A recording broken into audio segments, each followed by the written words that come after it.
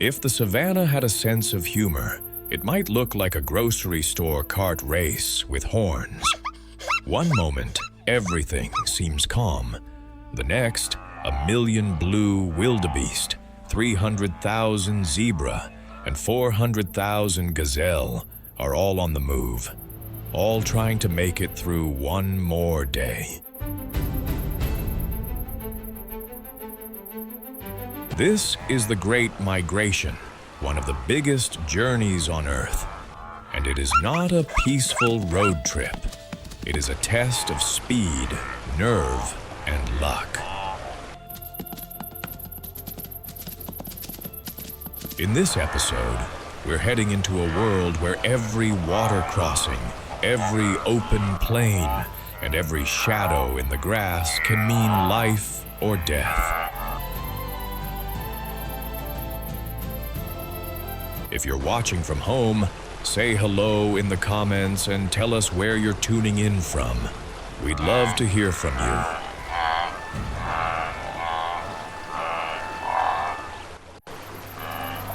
Have you ever wondered how 1,000,000 animals can move like one living thing across an entire continent? Out here, the grasslands seem to breathe. Dust hangs in the air. Hooves strike the ground in a steady thunder, and the horizon keeps shifting with each new wave of life. This is the Great Migration, one of Africa's biggest journeys, with over 1,000,000 blue wildebeest, about 300,000 zebra, and 400,000 gazelle on the move. They are not family, but they share the same hard bargain. Keep going, stay alert, and live long enough to see another sunrise. Their path leads them across open plains, through river country, and into country where every step can mean danger. And somewhere along that long road, survival is never far from the line.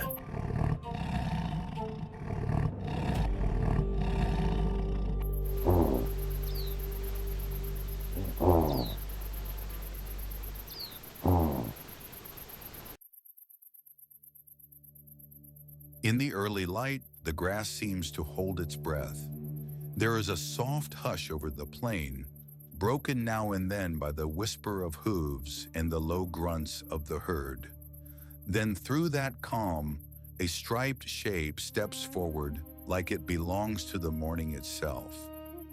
This is the zebra, one of the great guardians of the migration, living across the open savannas of Africa and moving with the endless flow of wildebeest and gazelle.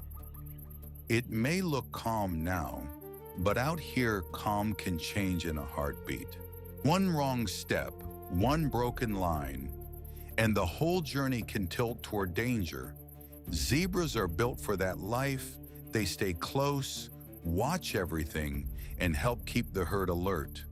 Their stripes are not just beautiful, they are part of a life spent always listening, always ready, always on the move. A zebra's coat is the first thing most people notice. Those bold black and white stripes seem almost too sharp for the soft gold of the savannah. It looks as if someone painted them by hand, stripe by stripe. But there is nothing fragile about this animal. A full-grown zebra can weigh up to 850 pounds, and that gives it a solid, sturdy build under all that pattern. The body is made for travel. Strong legs, tough hooves, a thick neck, a head that keeps turning, checking, watching. And then there are those eyes. Zebras have a visual range of nearly 360 degrees, which means they can see danger coming from almost every direction. That wide view is a huge gift on open land where there is nowhere to hide. It also makes the zebra a kind of lookout for the whole herd. While wildebeest depend on keen hearing and smell, the zebra adds sharp sight to the group. Together, they make a stronger, safer crowd than either could alone. For all that alertness, zebras still spend much of the day doing simple things. They graze, they walk, they rest in short spells when they can. They move with the seasons, following fresh grass and water across huge distances. And that travel is never easy. The sun can be hard, the ground can be dry and rough. Predators wait for a weak leg, a tired mother, or a foal that has fallen behind. That is why zebras stay close to others. In a herd, every set of stripes blurs into the next, making it harder for a hunter to pick out one animal from the crowd. It is a clever kind of safety, born from constant pressure. Zebras also talk to one another in small, quick ways. A flick of the ears, a shift of the tail, a sudden tightening of the group. They are always reading each other, always adjusting. Family matters deeply here. A zebra mare will guard her young closely, keeping the foal near her side and guiding it through the first risky weeks of life. Young zebras learn fast. They need to. The migration does not slow down for the small or the tired. If a youngster lingers too long, the herd may move on, and that is when danger begins to circle. This is why the zebra's place in the migration matters so much. It is not just another grazing animal. It is part of the moving shield that helps the whole herd survive. Its eyes, its body, its speed, and its nerves all help protect the larger journey. And that journey is still under pressure today, as roads, fencing, and shrinking habitat make these great movements harder than they used to be. Keeping migration routes open is not just good for zebras, it helps the whole savannah stay alive. As the morning grows warmer, the herd starts forward again, a living river of stripes and dust. One animal lifts its head, another falls in behind, and for a little while, the plain feels steadier, as if those black and white lines are stitching the morning together. But the peace never lasts long out here. By late afternoon, the light grows harsher, the shadows longer, and the herd has reached a riverbank. The grass is shorter here. The air smells of mud and wet earth. Wildebeest press closer. Zebras stand at the edge, heads high, ears forward. No one drinks for long. No one trusts the water. Then a calf stumbles near the line, and every head snaps in the same direction. The herd tightens, hooves shift, dust rises. Somewhere nearby, a lion calls. Not close enough to see, but close enough to feel. The zebra nearest the river gives a sharp snort, and the whole group turns as one. They do not charge. They do not panic. They simply move together, leaving the river behind for another day. That is the quiet power of the zebra. It does not rule by force. It survives by alertness, by unity, and by never forgetting that safety often begins with a single watchful eye.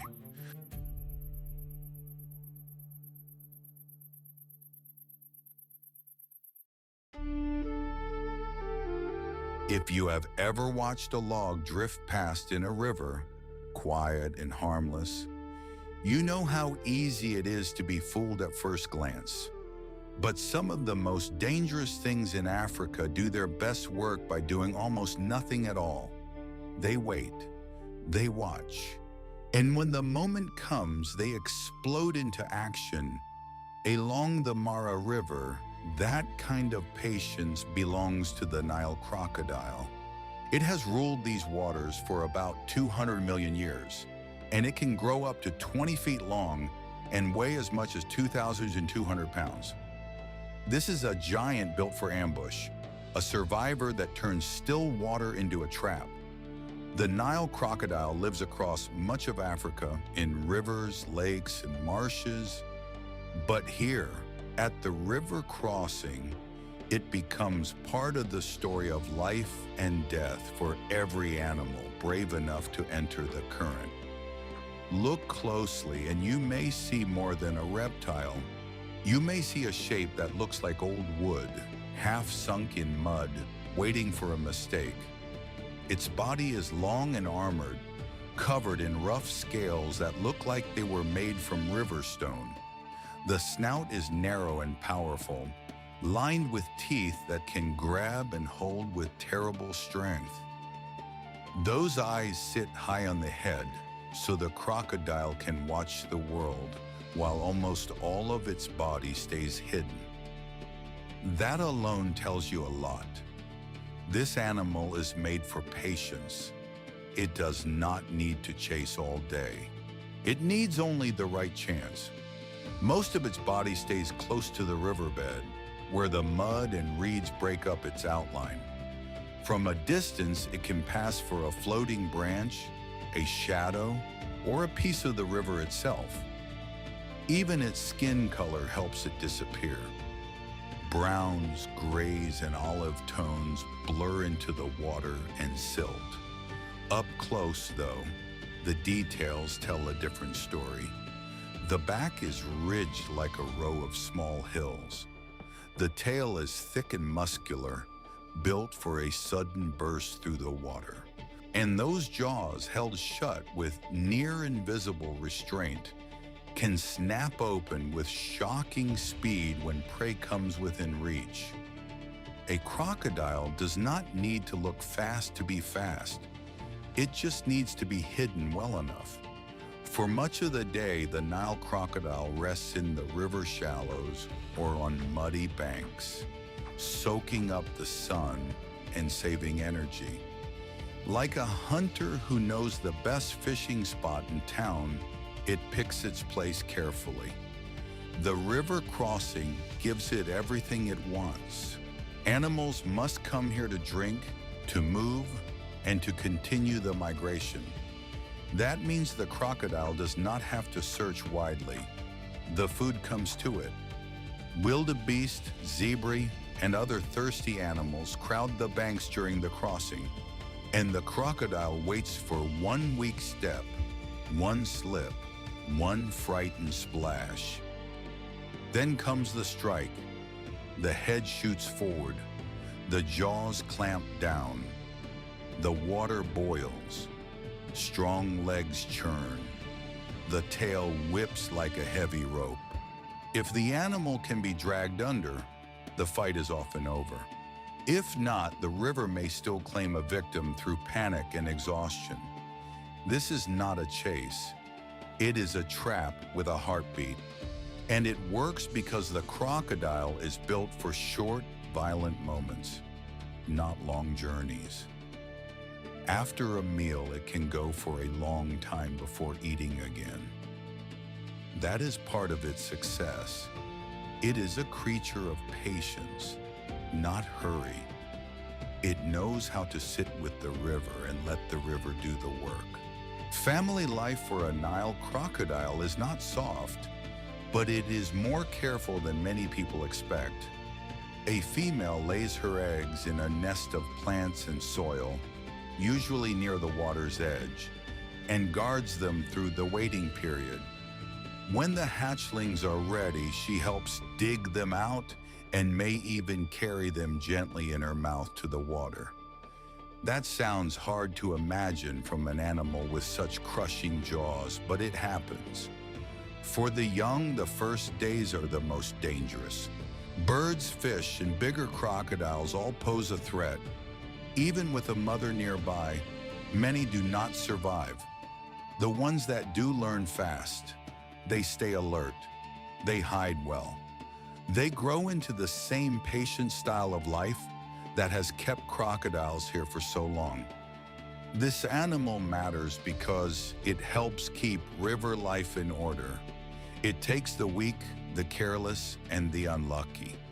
It also keeps the food chain moving by feeding scavengers and smaller creatures after a kill. In that way, the crocodile is not just a hunter, it is part of the cleanup and recycling system of the river. In some places, people still fear it, and for good reason. But river protection and safer community planning can help reduce conflict, while healthy wetlands give these animals the room they need to survive. Then the crossing begins. It is late afternoon, and the light turns gold on the water. The herd bunches at the edge. Hooves churn the mud. Zebra ears flick. Wildebeest snort and hesitate. One animal steps in, then another. The current grabs at legs and bellies. The water rises in splashes and dark swirls. And below the surface, there are eyes. A tail moves once. Nothing else. Not yet.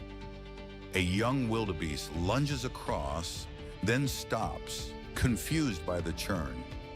A crocodile surges upward. The river flashes white. Nearby animals scatter and jostle, each one fighting to find footing. A zebra rears back and turns away from the deeper channel. The whole bank seems to breathe in one hard, fearful gasp. Then, just as quickly, the moment passes. The water settles. The survivors stumble onto the far shore, shaking and alive, and the crocodile sinks back into the brown river, once again becoming only a shape in the mud. That is the power of this animal. Not loud, not rushed, just certain.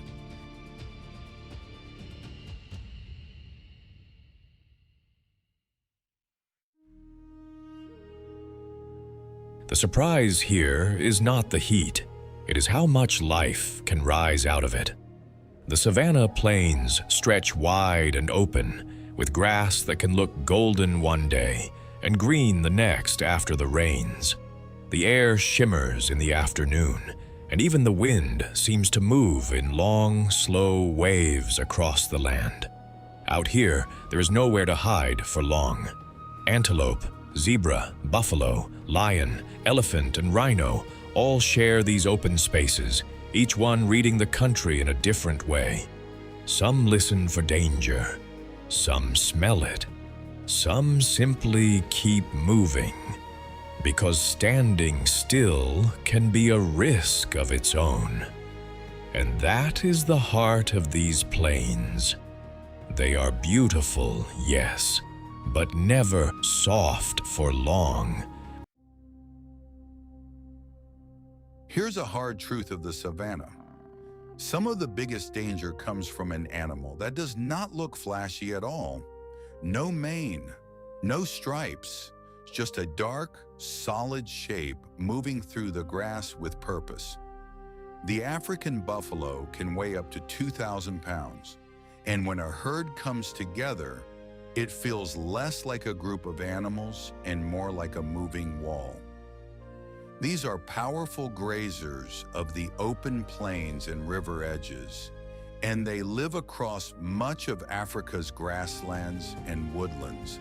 One adult bull can be a serious challenge on its own, but a herd is something else entirely. Thick hide, heavy horns, and a fierce bond with the group make this one of the most respected animals on the continent. And on the savanna, respect is never given for free. Every day is about staying alert, staying close, and staying alive.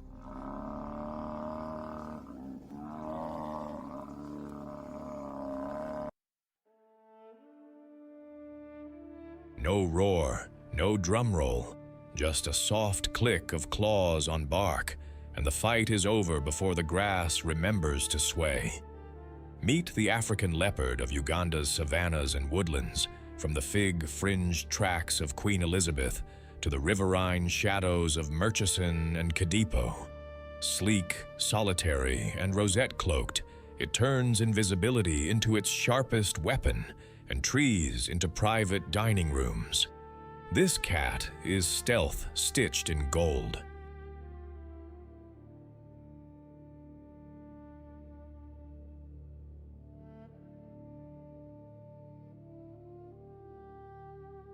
A slender, muscular body wears a coat of sunlit amber scattered with black rosettes, nature's pixelation that dissolves the leopard into leaf and shadow.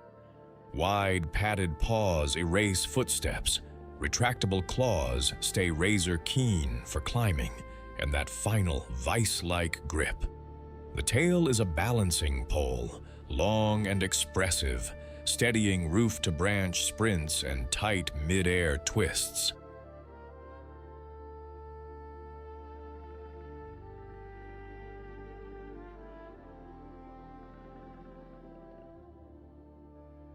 Forward-facing eyes, turbocharged by a reflective tapetum, gulp down starlight. Ears swivel to catch the tiniest wing flick. Whiskers map thorny spaces like radar. The skull is compact and powerful, short jaws built to clamp a throat or nape with clinical precision.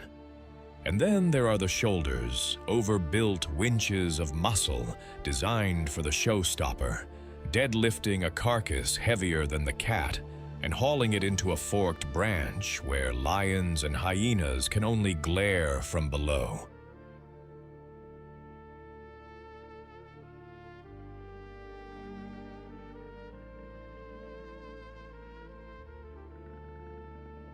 Every line says the same thing.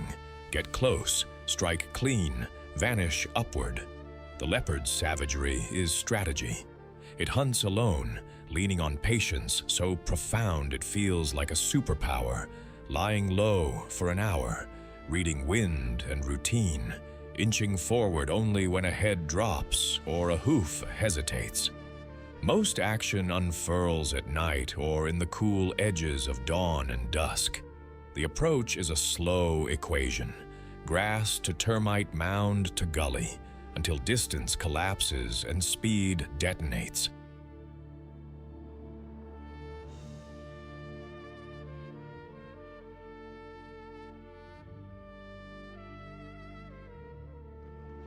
Two or three bounds, a suffocating hold, and quiet returns. Often the prey is smaller than the cat, bushbuck fawns, monkeys, birds, hares, not because it cannot do bigger, but because safe bets pay best in a dangerous neighborhood. Then comes the signature move: drag, climb, cache. By hoisting dinner skyward, the leopard avoids ground brawls with hyenas and lions. The savage fights it refuses to lose by never showing up.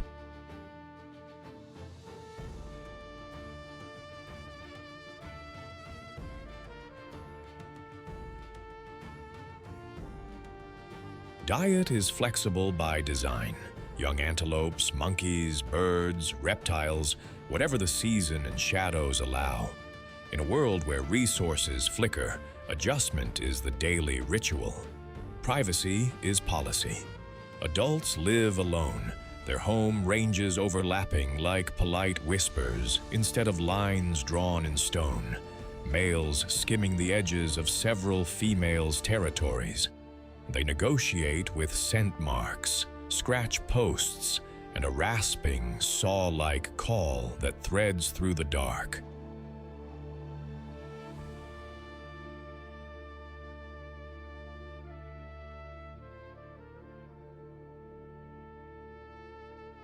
Courtship is brief, then secrecy takes over.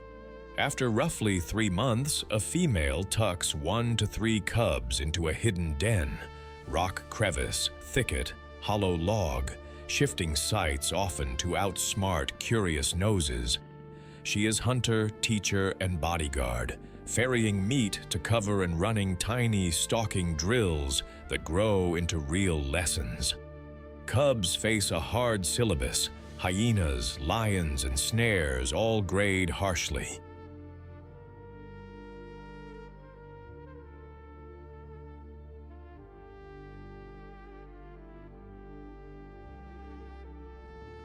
Adults dodge open conflict whenever possible, But corner a leopard, and you will meet a blur of claws and muscle that convinces trouble to reconsider.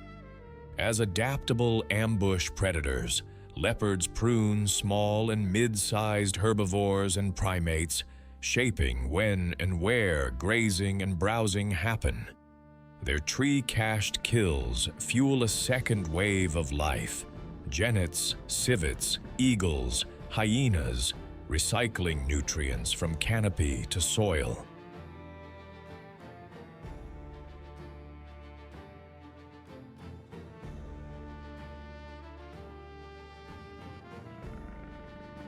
Flexibility is their edge.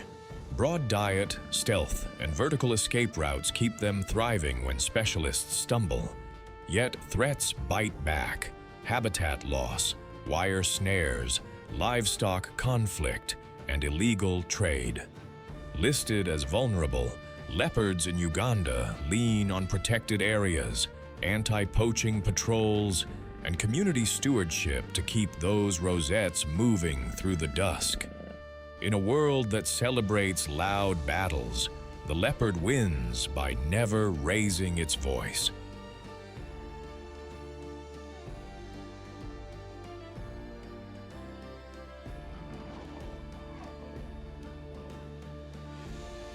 It embodies the art of precise ferocity, a reminder that sometimes the fiercest fight is a whisper followed by silence.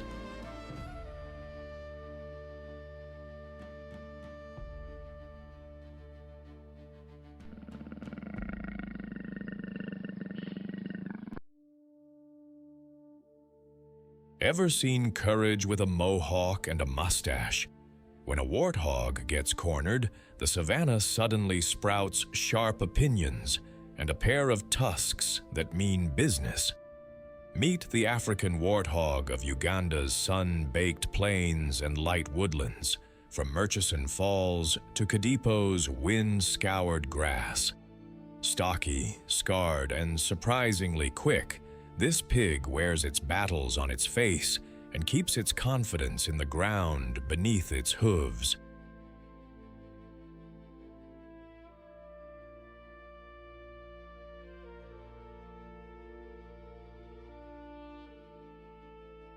Sculpted like a compact bulldozer, the warthog carries dark, leathery skin and a scruff of coarse bristles that stand up in a punky mane when excitement crackles. Those warts are not blemishes at all, but thick pads of skin, cheek shields that cushion blows during head-to-head tussles. Curved upper tusks arc like crescents, but it is the shorter, razor-edged lower tusks that do the cutting, slashing sideways with nasty precision.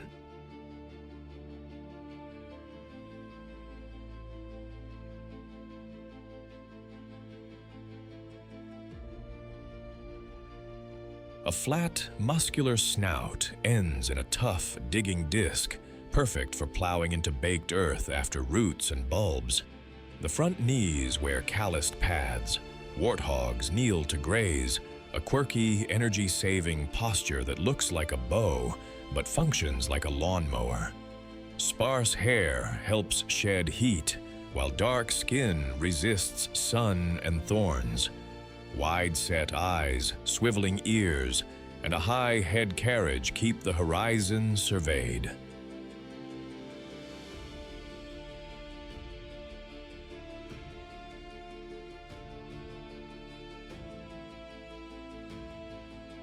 And when it is time to go, that skinny tail pops upright like a radio antenna, an all-aboard flag for a fast zigzag exit. Daylight suits them. Warthogs spend mornings and late afternoons foraging, then rest through the hottest hours near shade or burrow mouths.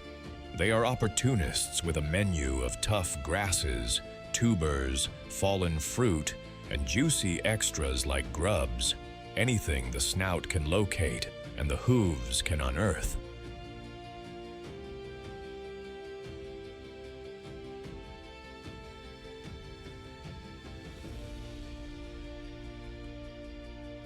Digging doubles as engineering. They open and tidy old aardvark burrows, then reverse park into them at night, tusks pointed out like a doorman who lifts weights. Predators rewrite the schedule. At the hint of lion or hyena, a sounder bolts in single file, tails aloft for visibility in tall grass.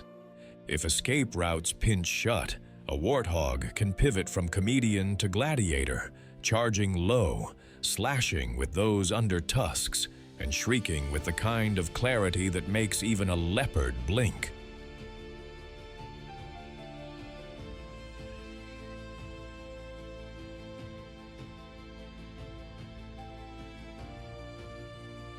Most fights are brief, all footwork and timing.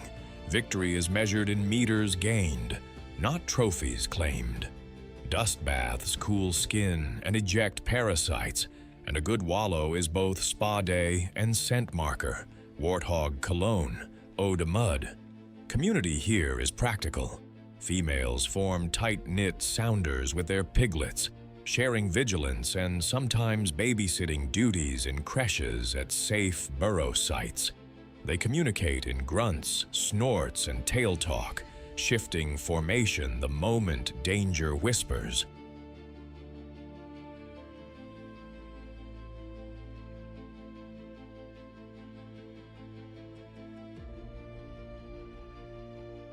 Boars often live alone or in loose bachelor groups, swinging by when mating season stirs the air.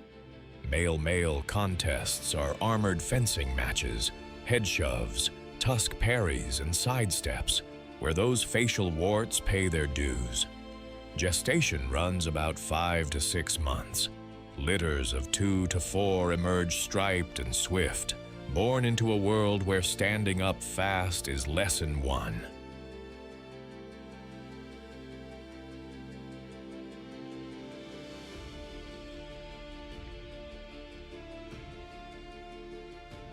Mothers are fierce but pragmatic, moving burrows when predators map their routines and teaching piglets the art of kneel grazing, quick dashes, and knowing when a fight is worth it. Warthogs are the plumbers and plows of the savannah. Their digging aerates soil, plants seeds, and invites rain into hardpan. Their grazing trims coarse grasses, so tender regrowth feeds antelope lines behind them.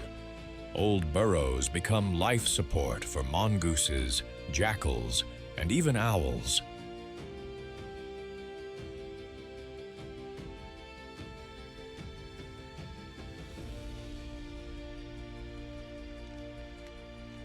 They are also key prey for lions, leopards, and hyenas, fuel for the food web they help maintain.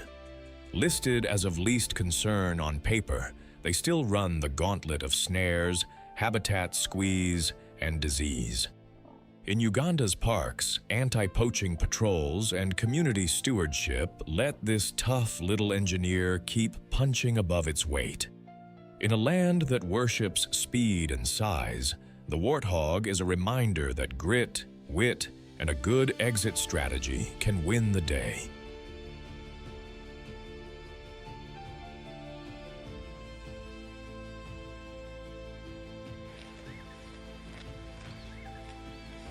It embodies the spirit of scrappy survival, unpretty, unpretentious, and unstoppable when it matters.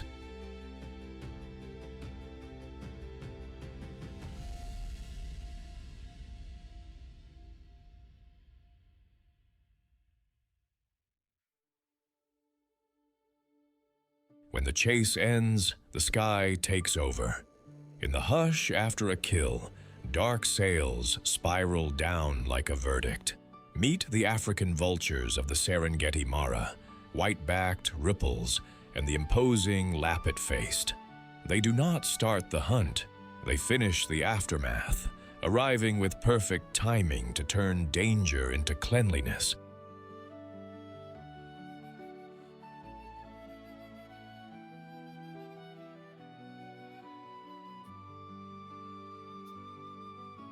Built for patience and precision, Vultures wear earth-toned plumage that blends with sun-baked grass, sooty browns, sandy buffs, a pale saddle on whitebacks, and the lappet-faced's stark, wrinkled pink mask that looks like authority made flesh.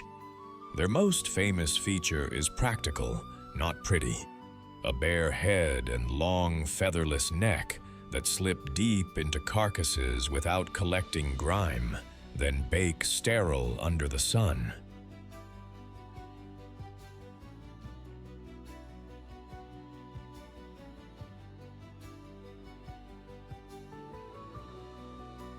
Eyes are high-definition sensors. From kilometers away, they can read the language of motion, circling birds, a twitch of dust, the glint of exposed hide. Long, fingered wings, spans pushing 2.3 to nearly 3 meters, lock on rising thermals, letting them cruise vast territories with barely a wing beat. At the business end, hooked beaks act like can openers for Africa's toughest packaging. The lappet-faced in particular can punch through hide that even lions hesitate to start.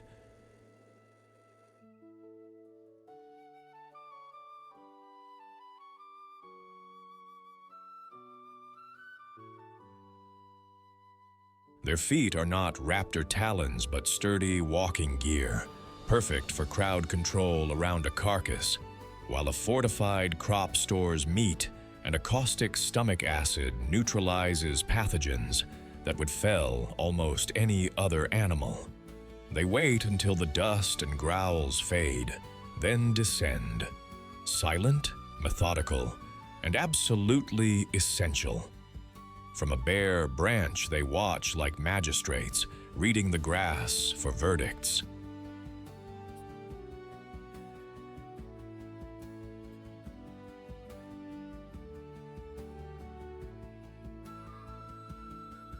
African vultures spend their mornings riding thermals, spiraling into kettles that scan miles of savannah with almost no effort. They key off signals others miss, a dust plume, a sudden stillness in a herd, the way hyenas start to loiter. After a lion's rush and the growls fade, they do not dive straight in. Caution is policy. They circle, wait for the big jaws to step back, then glide down, wings wide, intent, quiet.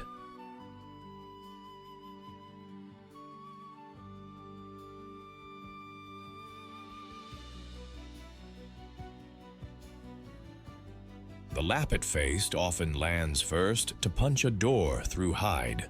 White-backed and ripples flood in behind, heads vanishing into the red.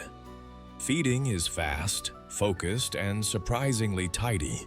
A hop shuffle around the carcass, quick jabs of the hooked bill, a hierarchy enforced by sidelong glare and wing spread. Between bouts, they sun with wings outstretched, baking their bare heads and disinfecting what the job demands they touch.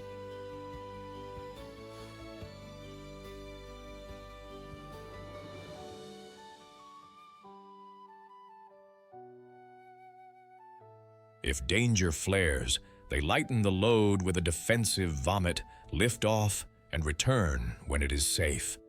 By afternoon, they are clean-up crews turned silhouettes again, riding warm air back to roosts before the night closes. They do not live as prides or packs, but their society is a loose web stitched by sightlines and timing. Most African vultures form monogamous pairs, nesting in colonies, white backs in tall trees, ripples on cliff ledges, lappet-faced more solitary in scattered treetops.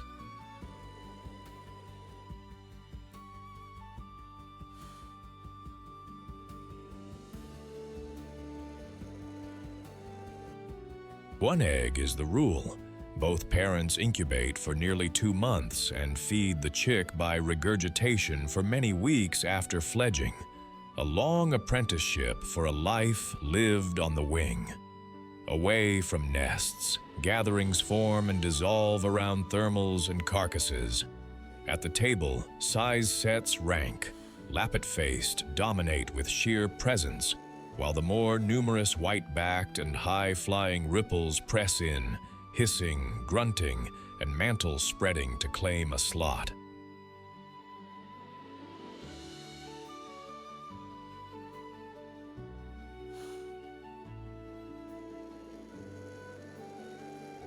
Cooperation is subtle but real.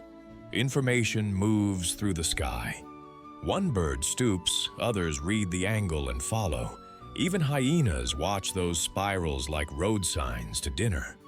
It is not affection that binds them so much as a shared profession, finishing what predators start, quickly, cleanly, and together enough to keep the plains from becoming a graveyard. They do not start the hunt, they close the case.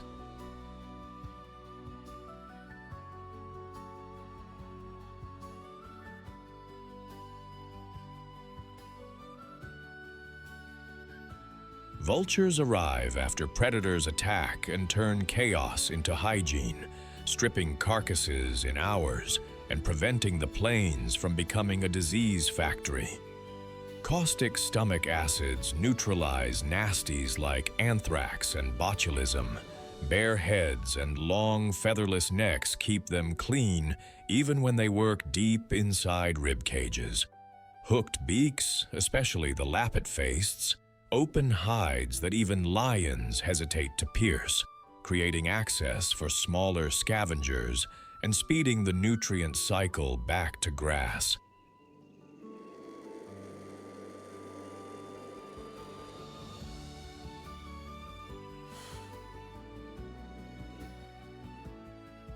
With eyes tuned to spot trouble from kilometers away and vast fingered wings that surf thermals, they patrol immense ranges with almost no energy cost.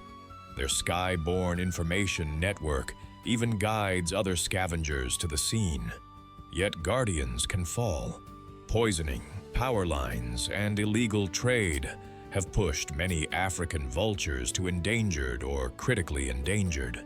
In the stillness after the strike, those dark wings do not herald doom.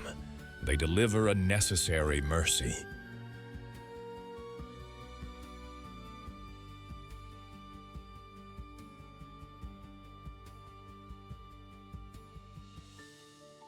Not icons of death, vultures are the quiet custodians who keep the living world from drowning in it.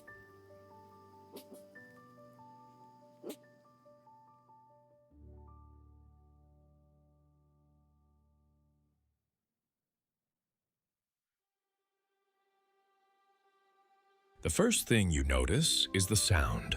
Soft water lapping against mud, reeds whispering in the wind.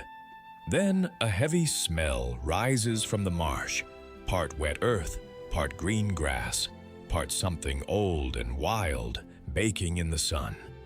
These riverbanks and marshlands may look peaceful at first glance, but they are busy crossroads for life and death. Here, the savannah slows down for a moment. Hooves sink into soft ground, birds lift from the reeds, and every animal that comes to drink has to keep one eye on the water and one eye on the bank. Hippos wallow in the shallows, crocodiles wait in the mud, and birds pick their way through the marsh grass. It is a place of food, danger, and constant watching, where the next splash can mean safety or trouble. He really does wear the savannah's crown, with a face that says, "I woke up like this." And when that mane catches the light, it can look a little like a shaggy collar someone forgot to brush. But there is nothing funny about the power behind it. This is the lion, one of Africa's best-known cats, and a symbol of life on the open plains. Lions live across grasslands, savannas, and open woodland, where there is room to stalk, charge, and vanish back into cover. They are strongest in groups, and that group life gives them an edge when food is hard to find. On these plains, every day is a test, and the lion has built its whole life around meeting that test head-on. The body is built low and solid, like a heavy chair close to the ground. A grown male can weigh around 400 pounds, and males are usually larger than females. That mane is the giveaway. It frames the face like a dark halo and can make a lion look even bigger than it already is. But size is only part of the story. Lions have short, powerful jaws, strong shoulders, and long forelegs made for grabbing and holding. Their coats are usually tawny gold, the color of dry grass in late afternoon. It is the perfect camouflage when they are lying flat in the brush. Even the tail has a purpose. It helps with balance during fast turns and sudden bursts. A lion can seem almost lazy while resting in the heat of the day, but that stillness hides a body ready to explode into motion. Most of the hunting is done by the lionesses, and they are patient, careful, and quick. They use the wind, the grass, and each other. One may circle wide, while another waits low and still. Then, in a few seconds, the chase is on. A lion's day is often a cycle of waiting, watching, and saving energy. It can go long stretches without a meal, then eat a huge amount when the hunt goes well. And when a kill is made, the pride gathers fast. There is no neat table setting out here. It is first come, first served, and the strongest, boldest lions often get the first bite. Cubs stay close to their mothers for protection and milk, tumbling through the grass when the danger feels far away. But danger is never far away. In a pride, females help raise each other's young, which gives the cubs a better chance. They nurse, groom, and guard one another's babies. The males have a different job. They help defend the pride's territory, roaring to warn off rivals and keep intruders away. That roar can carry for miles across open country, a deep warning that says, this land is taken. Lions matter because they help keep the herd animals moving and alert. They often target the old, the weak, or the careless, which helps shape the whole rhythm of the plains. And because they sit near the top of the food chain, their presence tells us a lot about the health of the land itself. Where lions disappear, the whole balance can shift. Sadly, they are under pressure from shrinking habitat, conflict with livestock keepers, and fewer large prey animals in some places. But protected areas and careful conservation work are helping in parts of Africa. And that gives hope. When the sun starts to sink and the grass turns bronze, a pride can seem to melt right into the land. Then just as quickly, those golden shadows come alive. You never forget the sound of a lion at dusk. It stays with you like thunder rolling far off across the plain.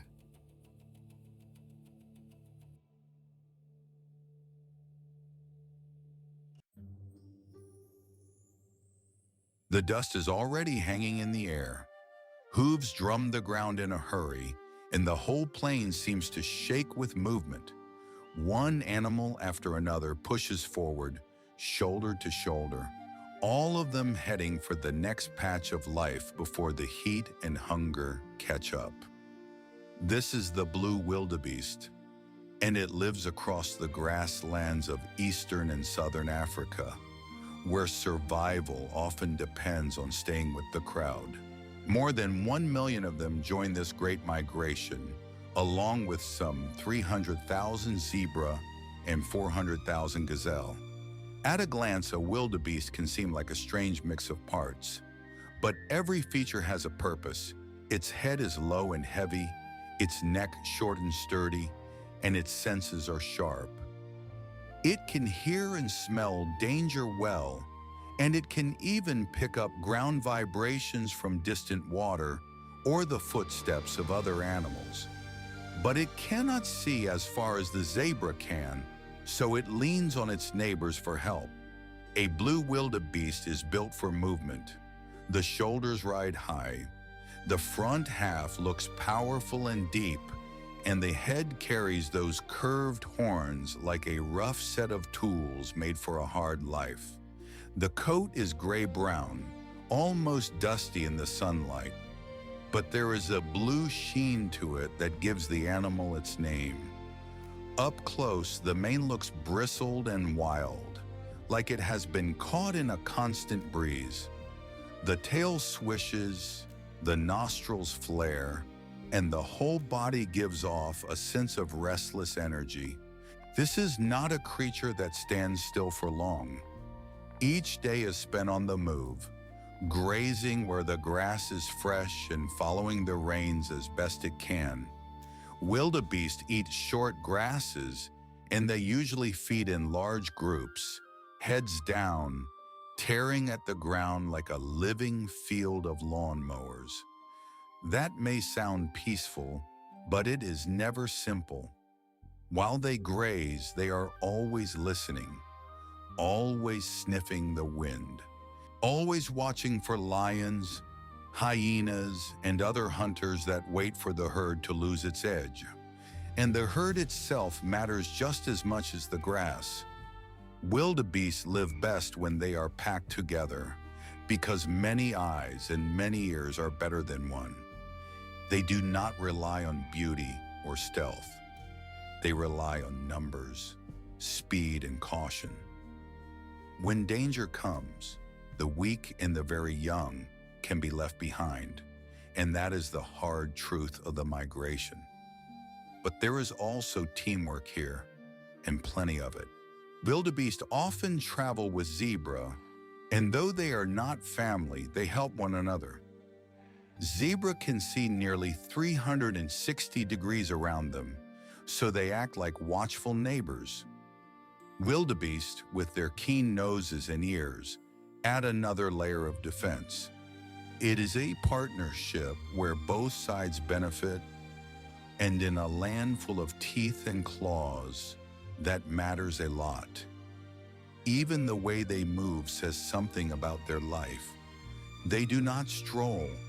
They surge, bunch, scatter, and gather again. Calves stay close to their mothers at first, but the whole herd can still seem like one huge breathing body, always shifting, always ready to bolt. And that is what makes the migration so gripping. It is not just a journey, it is a constant test. The wildebeest plays a key part in the savannah too. It turns grass into food for bigger hunters and helps shape where plants grow back after grazing. Without animals like this, the whole rhythm of the plains would change. Every year, the African continent watches this great procession unfold, and every year the stakes stay the same. For the wildebeest, the goal is simple and ancient. Keep moving, keep feeding, keep one more sunrise within reach. Now the herd tightens, heads come up. Something has changed. The air feels wrong. A ripple passes through the animals, fast as a warning in a church pew. One wildebeest bolts, then another, and suddenly the whole mass surges forward in a burst of hooves and dust. The weak ones are shoved from behind. A calf stumbles, scrambles, and finds its feet just in time. Off to one side, zebras spin around, eyes wide and ears high, scanning the grass for the reason behind the fear. A line of predators waits in the distance, low and patient. The wildebeest do what they were built to do. They press together. They push on. They do not stop. And for one more stretch of the journey, that is enough.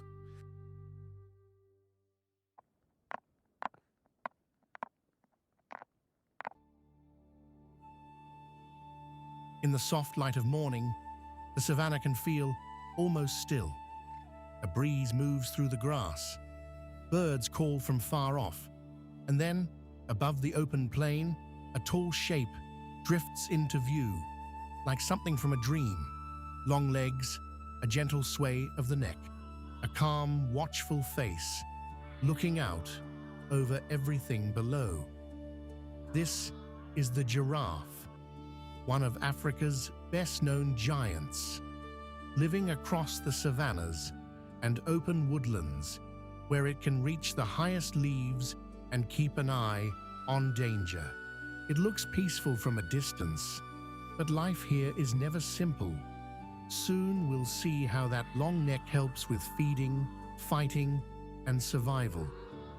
And if you're enjoying the journey, go ahead and say hello in the comments. I'd love to hear where you're watching from. The giraffe stands in a world of lions, hyenas, and dry seasons, and every day asks something new of it. With a body built like no other, this animal turns height into a way of life. Its long legs seem almost too delicate for such a giant, yet they carry an animal that can stand nearly 18 feet tall when fully grown. The coat is patterned with large patches that vary from one giraffe to the next, like a personal fingerprint painted in gold, brown, and cream. Those patches are not just for looks. They help break up the animal's outline among trees and sunlight. And the neck, of course, is the first thing most people notice. It can reach up to about 1 to 2 feet long, with 7 neck bones, just like ours, only much larger. Each one is over 10 inches long. That long neck gives the giraffe a view over the grass and a reach into branches that other animals can't touch, but it also comes with a lot of weight to manage. Inside that huge body is a heart about 24 pounds in size, pumping blood with about twice the pressure of a human. That's what it takes to push blood all the way up to the brain. The giraffe's whole body is a lesson in careful engineering. Even its head carries small horn-like knobs called ossicones, covered in skin, that look soft at first glance, but are part of its hard-won design. The giraffe spends much of its day feeding, and that is where its height pays off most. It moves through the savannah like a quiet tower, browsing on leaves, buds, and twigs high in the trees. Acacia trees are a favorite, though those branches are protected by sharp thorns, so the giraffe has to be picky and patient. Its long tongue, dark and tough, can twist around branches and pull leaves free while helping avoid the worst of the thorns. You can almost picture the rhythm of it. Stretch, pluck, chew, step, reach again. It does not rush. On the open plains, that calm pace is part of its survival. Giraffes often feed in the cooler hours when the heat is gentler. They may travel alone, in loose groups, or with others that come and go without much fuss. They are not bound together the way wildebeest or buffalo are, but being near others still helps. More eyes mean more warning. More height means danger can be spotted sooner. And when trouble does arrive, the giraffe's size becomes both blessing and burden.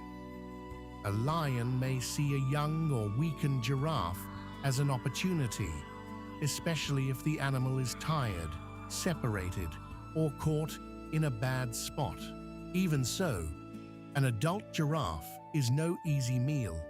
It can deliver a powerful kick strong enough to hurt or kill a predator. Those long legs are not just for walking. They are built like living clubs. Family life for giraffes is a little different from what many people expect. Mothers give birth standing up, which means the newborn enters the world with a hard drop to the ground. That sounds rough, but the calf has to stand and move quickly if it is going to keep up with the group and avoid predators. At first, a calf stays close to its mother, nursing and learning the shape of the world one careful step at a time. Other females may gather in loose groups and help watch over the young, though there is no strict family pack like you might see in elephants or lions. Communication is often quiet, a flick of the ear, a look, a change in posture. Giraffes also use low sounds and even deep, rumbling calls that people once missed because they are so soft and low. When males compete for mates, the scene changes fast. They swing those long necks in a ritual battle called necking, using their heads like hammers. The sound can carry far across the plain. It is slow, then sudden, almost graceful, until it is not. And that is the strange beauty of the giraffe. It seems built for peace, yet it lives among hard rules. Its height lets it feed above the reach of many other grazers, which helps ease pressure on lower shrubs and leaves for other animals. It also keeps a close watch over the land, acting like a moving lookout on the plains. But giraffes face growing problems in some places, from habitat loss to shrinking wild spaces. Keeping open land connected matters if they are going to keep roaming. A giraffe can look almost dreamlike in the evening light, but every mile it walks is part of a careful, everyday fight to stay alive. And maybe that is what makes it so easy to love. It carries itself with quiet grace, even in a world that never stops testing it. Now imagine late afternoon on the savannah. The light is turning gold. A small herd of giraffes stands near a line of thorn trees, heads high, ears turning at every sound. Below them, zebras and wildebeest shuffle through the grass, all of them sensing the day is changing. Then a lion pride begins to move.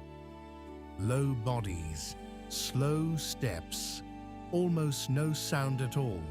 One lioness slips through the grass toward a young giraffe that has wandered a little too far from its mother. Another circles wide. The giraffe notices first. It freezes.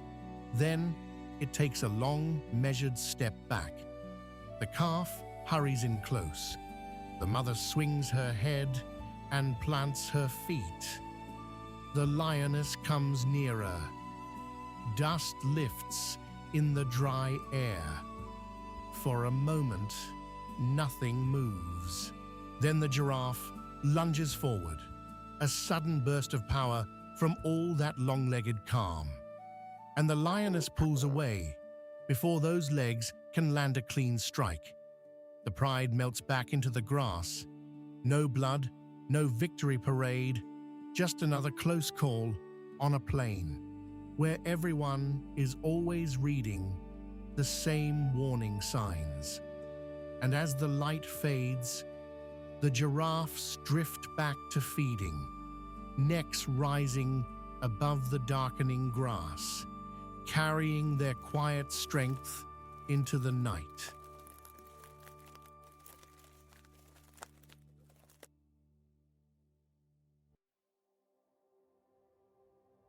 No wings, no mercy. On these plains, the bird that cannot fly outruns almost everything, and if cornered, it turns legs into lightning and feet into sledgehammers. This is the Maasai ostrich, Struthio camelus masiacus, of the Serengeti Maasai Mara savannas, a giant built for open country where lions, leopards, and cheetahs test every step. When predators attack, it answers with pace, poise, and a kick you do not want to meet.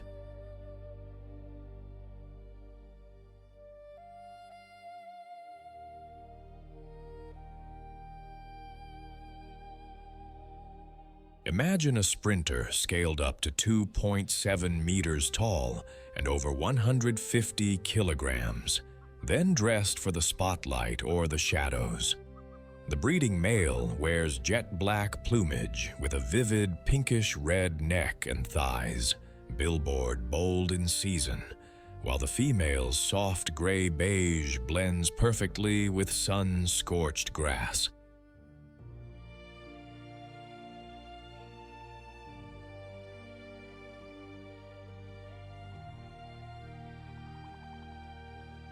Flight is off the table, no keel on the breastbone, small wings, but evolution reinvested that budget in legs, long muscled pillars with springy tendons that store and release energy like loaded bows.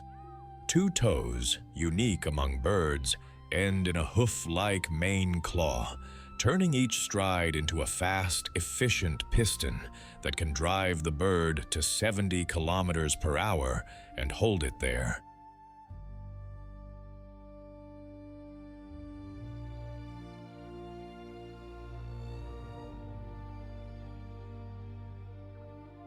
The wings still matter, like counterweights for balance in hairpin turns, air brakes for sudden stops, and flags in courtship. Up top, those enormous eyes, nearly 50 millimeters across, the biggest of any land animal, are guarded by thick lashes and a nictitating membrane, pulling distant danger into sharp focus. Naked thighs and sparse plumage dump heat. The male's black suit even doubles as a night blanket during incubation, while the female's sandy tones hide the nest by day.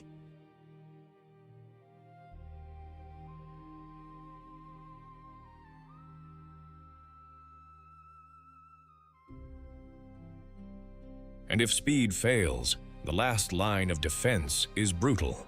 A forward kick powered by those muscle towers, the main claw striking with bone-cracking authority.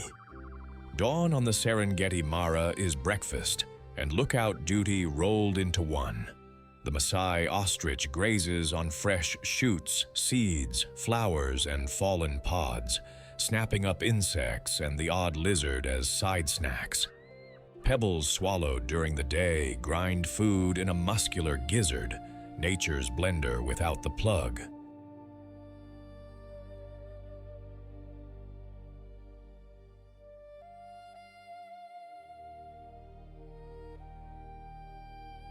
They often feed alongside zebras and gazelles, trading services. The ostrich's skyscraper eyes spot danger early. The herds stir up tasty bugs. Heat climbs and the routine shifts. Wings lift like parasols to vent heat, panting starts, and dust bathing keeps feathers clean and parasites evicted. Midday is for shade and stillness. Late afternoon brings more foraging and short sprint drills across open flats. When predators attack, strategy depends on distance.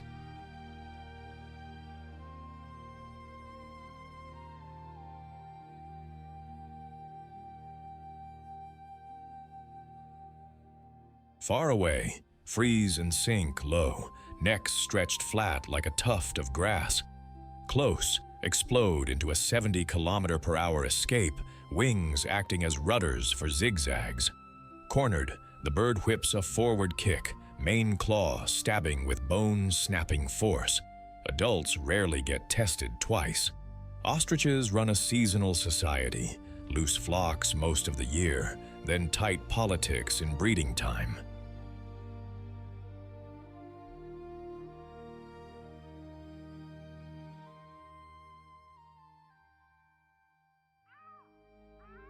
A territorial male stakes an open patch and advertises with bass booms that roll like distant thunder, neck flushed pink, wings flashing white in a dramatic dance.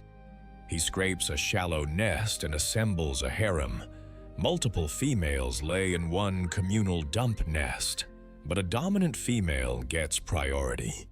She will sort the clutch, centering her own eggs and pushing extras to the edges where survival odds drop.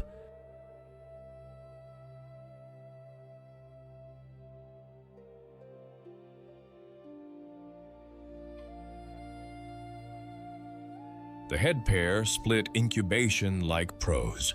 Her sandy plumage by day, his black suit by night. Camouflage done right. After 40 to 46 days, downy precocial chicks step out ready to run, forming a creche guarded by the male and several females. They grow fast, shadowing the adults, flattening on cue when danger nears. When predators attack, adults front the threat, hissing, towering, and if needed, charging, while the young vanish into the grass.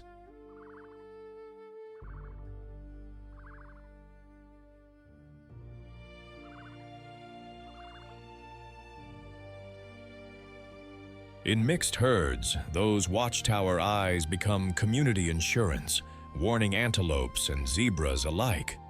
On the Serengeti Mara, the Maasai ostrich is both sentry and landscaper. Those nearly 50-millimeter eyes scan far and wide, warning zebras and antelopes with instant body language, while its grazing trims lawns that spark fresh grass growth and open sight lines for many species.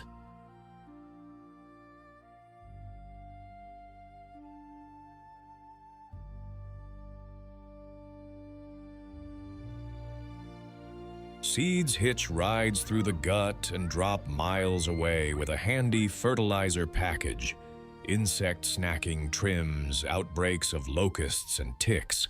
Even losses, eggs or fallen chicks, fuel jackals, monitors, and vultures, stitching the bird into the food web both as actor and resource.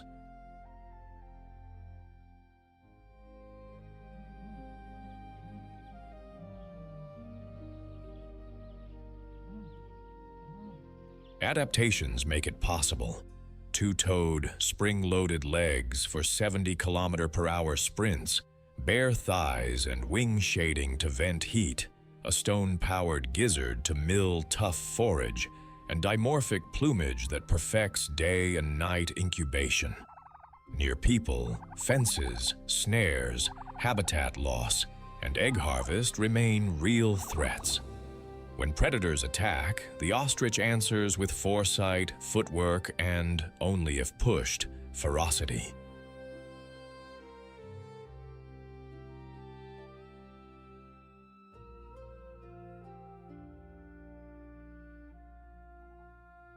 It embodies the open plains wisdom.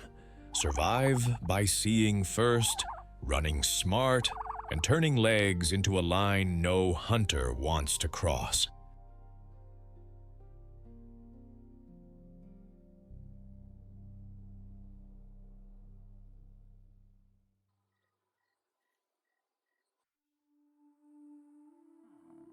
What herbivore looks at a pride of lions and decides the conversation isn't over?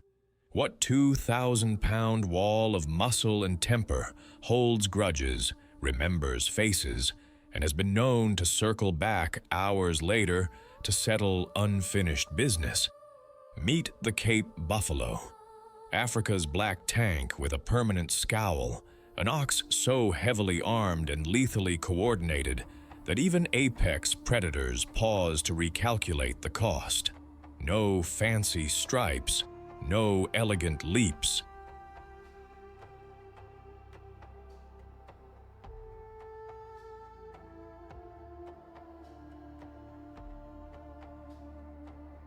Just a boss-like helmet of fused bone, curved horns sharp enough to gut a Land Rover, and a herd mentality that flips from grazing to full cavalry charge in the span of a heartbeat.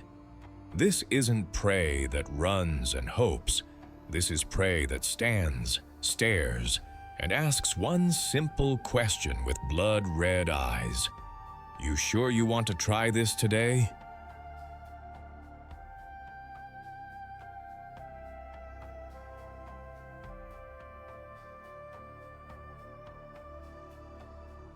In the killing fields of the savannah, where speed and stealth usually win, the Cape buffalo rewrote the rules with one brutal truth. Sometimes, the best defense is a ton of pure, unforgiving offense. Sculpted like a bulldozer in hide and horn, a big bull can tip the scales near a ton and stand over 5 feet at the shoulder. The coat runs charcoal to sooty brown, a matte finish that drinks sunlight but hides scars.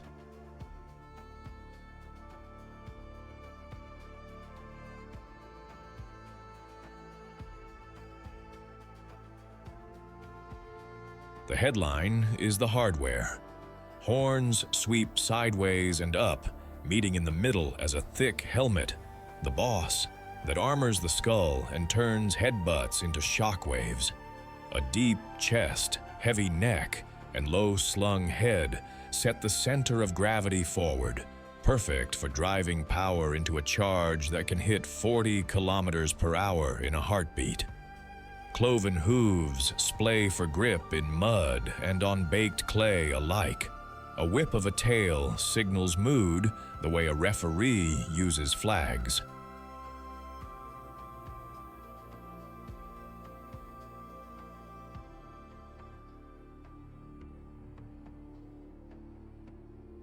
Eyes are dark, steady, and unamused. Ears flick constantly, filtering wind-borne gossip. The skin is thick, the nerves are quick, and the whole chassis is built for endurance. Long, dusty commutes to water, long days of grinding grass down to green confetti, and, when needed, sudden violence that rearranges a predator's priorities.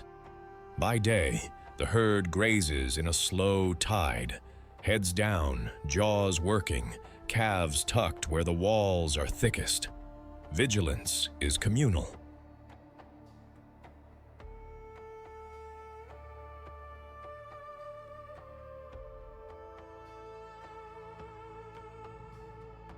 Dozens of eyes and ears stack into one surveillance system that notices the wrong rustle and the extra shadow. When danger tests the edge, geometry answers. A loose line becomes a ring, horns out, bosses forward, a living fortress with a temper. Lions know the rehearsal. Many hunts end in dust and second thoughts. And Africa's most lethal pack, painted wolves, reads the math too.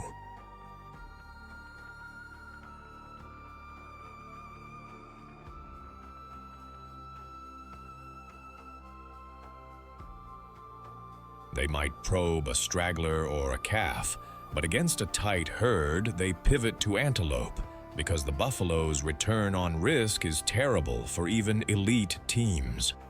Dry season turns up the volume. Water pinches into muddy bowls, tempers shorten, and night marches stretch between pastures.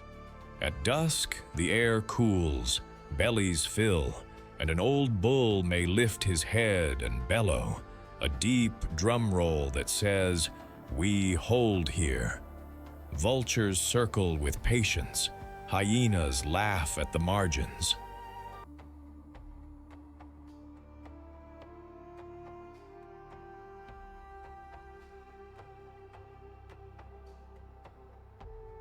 The herd listens, shifts, and waits out the dark like an army bivouacked on its shield. Buffalo society is strength braided with rules. Core herds mix adult cows, their calves, and attendant bulls.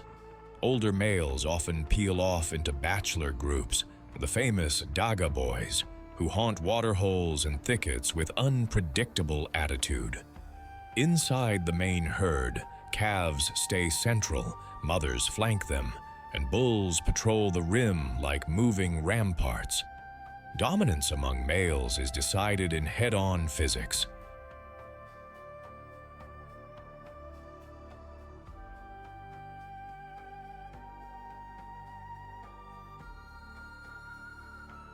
Under a red sky, two titans step from the crowd, knees bent, chins tucked, and slam bosses with a crack that rolls the plain. They shove, feint, reset, and collide again until one yields, newly tattooed with dust and dents. Females carry the sacred continuity. After an 11-month gestation, a 30 to 40 kilogram calf drops, is licked into circulation, and stands on wobbling stilts within minutes.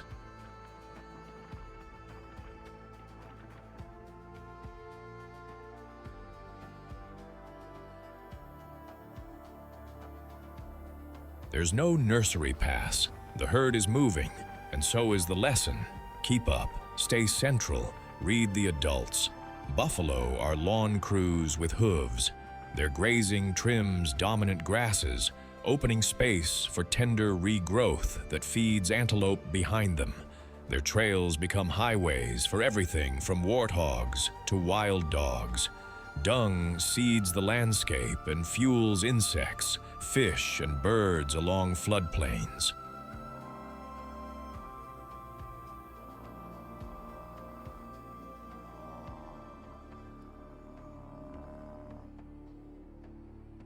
They're also keystones in the predator economy. Calves and compromised adults feed lions and hyenas, yet their defense shapes when, where, and how predators hunt. Conservation status is generally least concern, but local declines track shrinking habitat, conflict with cattle, and disease. Corridors, water stewardship, and community conservancies keep the wall intact. In a continent famous for solo heroes and swift packs, the African buffalo reminds us that power can be plural.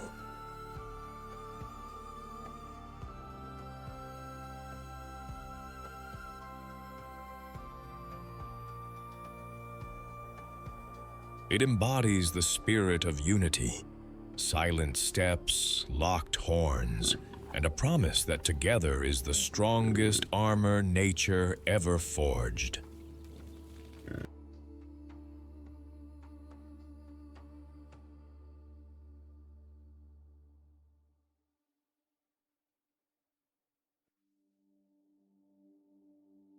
The first warning is a sound.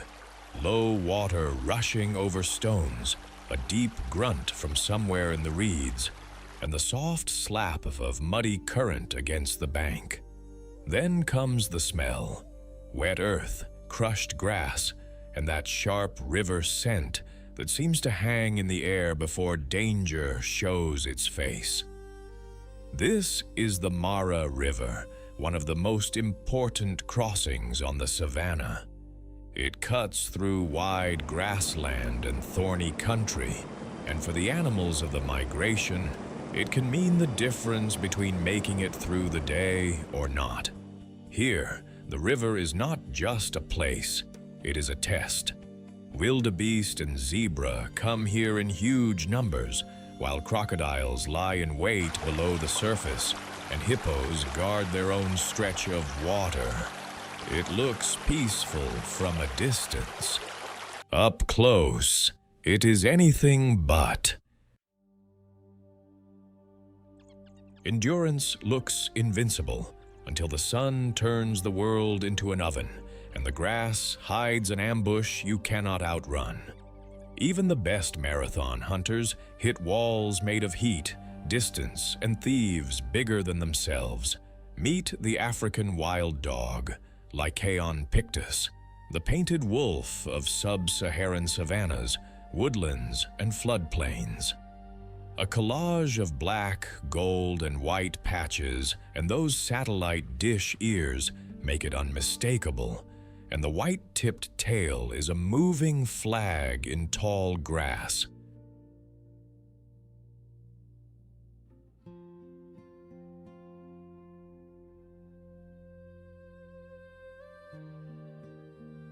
Adorned in mottled paint-splash fur, no two wild dogs look alike, a living code for pack identity. Built like a distance runner, it carries a narrow chest, long legs, and a light frame that trades brute force for stamina. Each foot has only 4 toes, no dew claws, optimizing stride efficiency over uneven ground. Those oversized rounded ears are radiators and antennas, dumping heat and catching whispers of hoofbeats and pack mate chirps.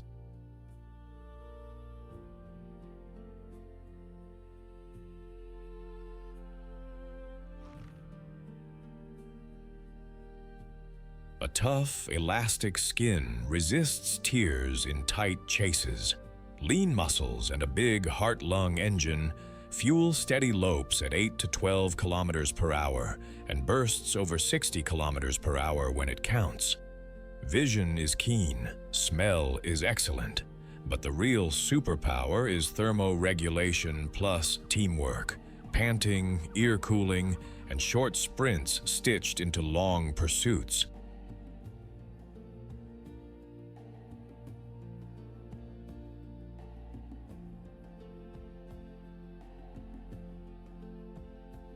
Still, physics writes a ceiling. Run too hard in midday and they overheat. Push beyond oxygen budgets and lactic acid steals their legs. Their design is for efficiency, not endless sprinting. Most hunts begin at dawn or dusk with a rally. Squeaky twitters, muzzle kisses, tails helicoptering, sometimes punctuated by sneeze votes where enough snorts mean, "Let us go." The pack fans out at a ground-eating trot, reading wind and tracks, testing herds of impala, gazelles, or kudu calves.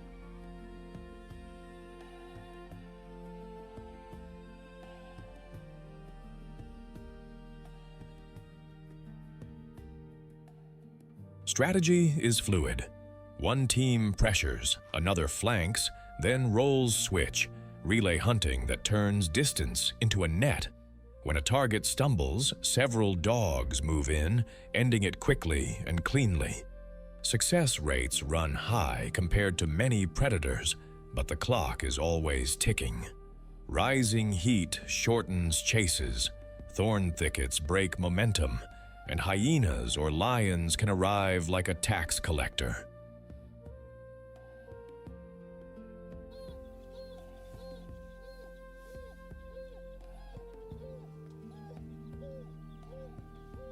After the kill, they feed fast, then move off, often returning with meat for pups or injured pack mates by an elegant solution, regurgitation deliveries straight to waiting mouths.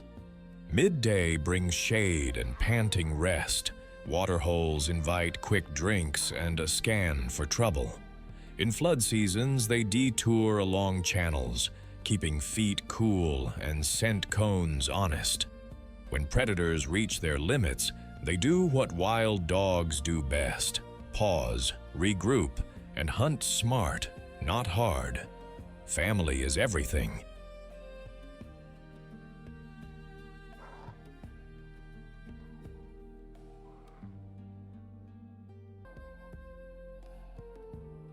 Packs are usually anchored by a dominant breeding pair, but hierarchy here is more choreography than tyranny.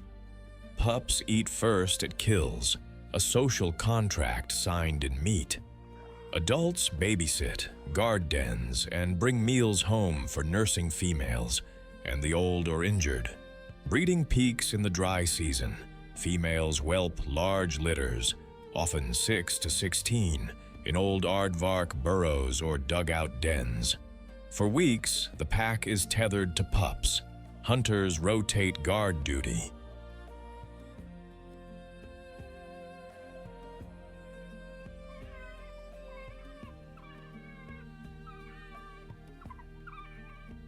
Communication runs on high-pitched twitters, greeting whines, and the haunting long-distance who call to reunite stragglers. Females tend to disperse to join neighboring coalitions. Males are more likely to stay with birthplace brothers, seeding stability. Pack size flexes with prey and pressure, too small, and they struggle to hold kills or raise pups. Too large and mouths outrun the menu. The limit shows up as arithmetic, not bravado.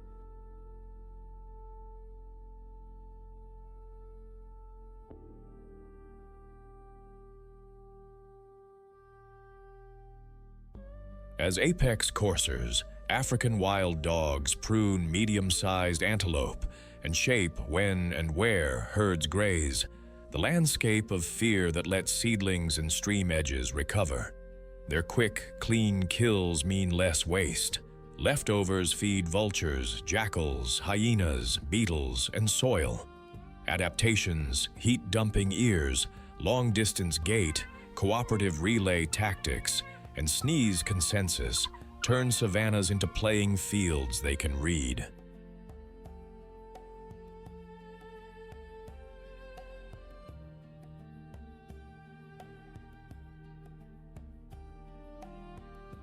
But hard limits crowd in. Lions and hyenas steal meals and kill adults or pups. Wire snares and roads slice roots. Diseases like distemper and rabies spill from unvaccinated dogs. Fences turn migrations into dead ends.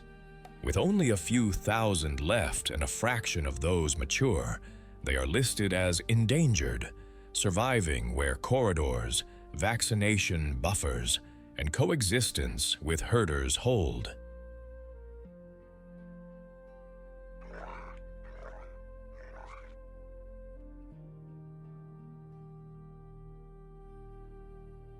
The African wild dog is teamwork made visible, a symbol that strength multiplies when you know your limits and your family's needs.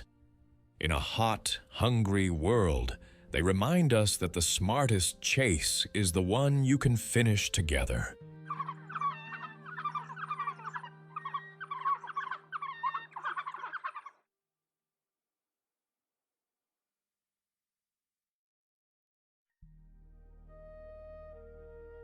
Did you know that the savanna's most successful hunter might be the one most people call a scavenger?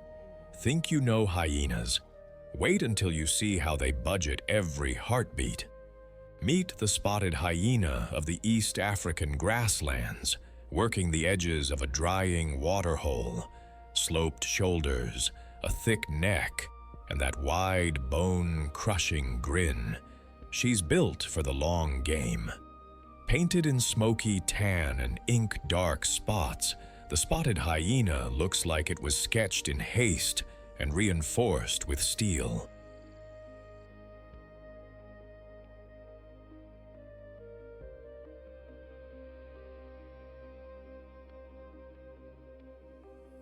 Front legs are longer than the back, giving a powerful, forward-leaning profile and a rolling gait that conserves energy over distance. A dense mane traces the ridge of the neck, and rounded radar dish ears drink in sound. Inside that blocky skull sits a jaw engine few can rival, crushing power around 1,100 psi drives, specialized premolars that turn bones to chalk.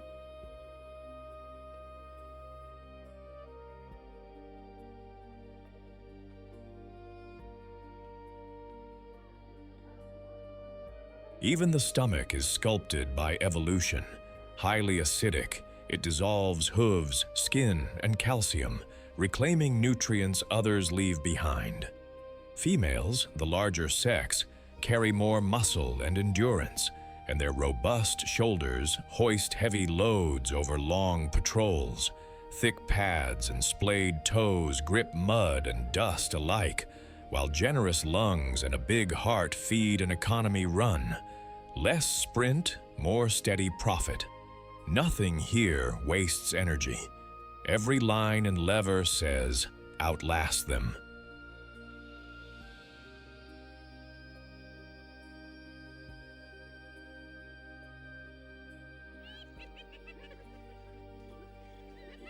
Hyenas do their best work in the cool margins, dawn, dusk, and night. At a slow, tireless lope, they can cover 30 to 50 kilometers in a shift, testing wind, reading tracks, listening for panic. They hunt more than they scavenge, targeting wildebeest calves, zebra foals, and impala, switching from stealth to pursuit the moment a mistake appears. No dramatic pounce, just relentless pressure, a metronome of endurance that turns speedsters into stumblers.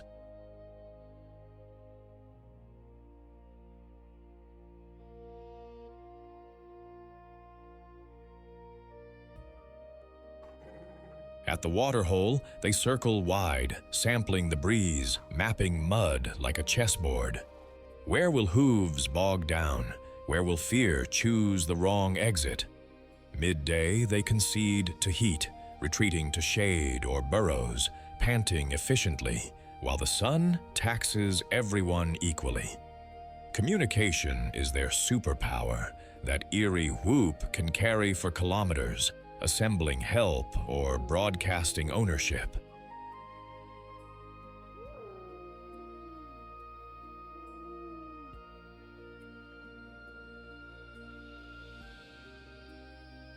Scent pasting on grass. Stems leave sticky notes for clanmates, soft growls and giggles. Yes, the laugh. Thread strategy in real time. Spotted hyenas live in matriarchal clans, sometimes 30 or more strong, ruled by a dominant female whose daughters inherit rank.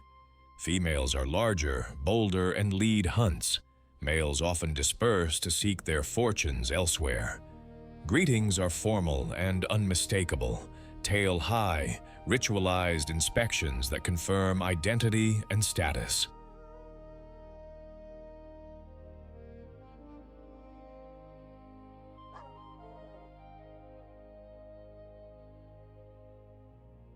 Cubs are born at a communal den, dark-furred and wide-eyed, already armed with tiny teeth. High-ranking mothers nurse more and longer, and their young rise faster through the social queue. Cooperative? Yes, but with politics. Allies matter, kinship matters more. With lions, it's rivalry written in claw marks. Sometimes hyenas bully pride. Females off a kill through numbers and nerve. Other times, lions smash the line and everyone scatters.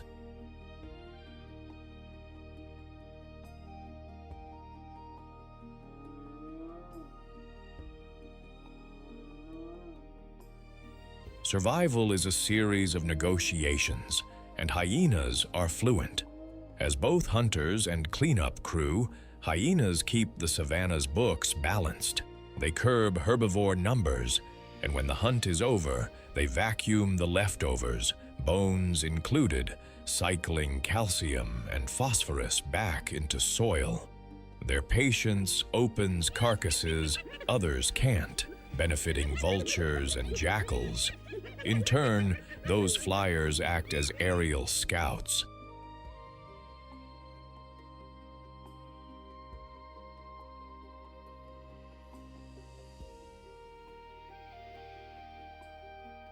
Keen noses, oversized auditory bullae for fine-tuned hearing, and marathon metabolisms let them work through heat and hunger better than most. Threats, persecution, poisoning near livestock, snares, shrinking ranges. Officially least concern, but locally pressured, and too often misjudged by reputation rather than reality.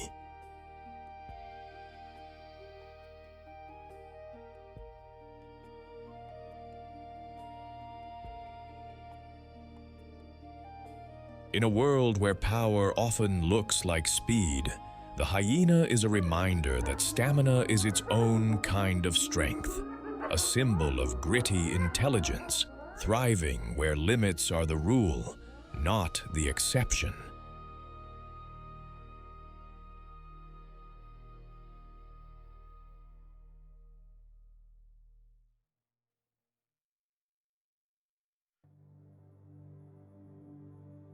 Have you ever stood near something so large that it seemed to change the air around it? On the African savannah, the ground does just that. It softens, then thuds. It shivers under a slow, heavy step.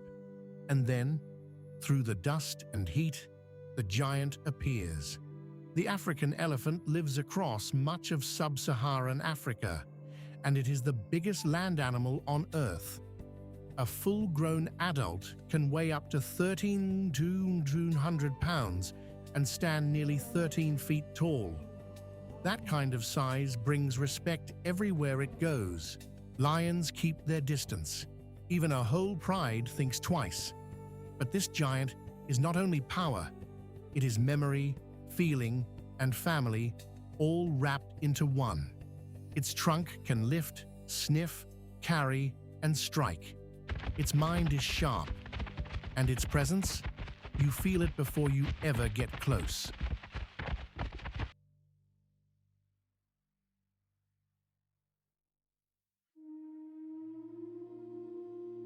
Have you ever stood beside a roadside pond and watched the water go still, only to remember that something huge could be right under the surface? That is the feeling a hippo brings.